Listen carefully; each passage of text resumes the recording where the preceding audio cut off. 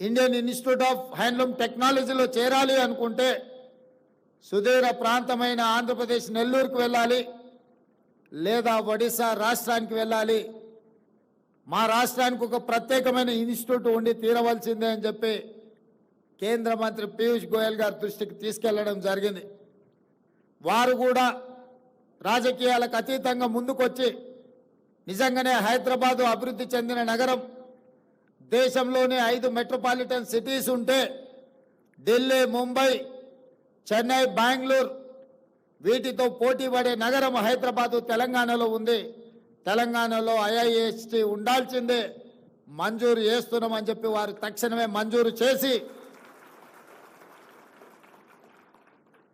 తెలంగాణ రాష్ట్రం యొక్క విజ్ఞాపనను వారు ఆమోదించారు. ఎంబడే నేను అధికారులను పిలిచి మంత్రి గారిని కోరి ఈ సంవత్సరమే, వాళ్ళ సమయం వృధా కాకూడదు, పిల్లలను ఈ సంవత్సరంలోనే వాళ్ళని చేర్పించుకోవాలి.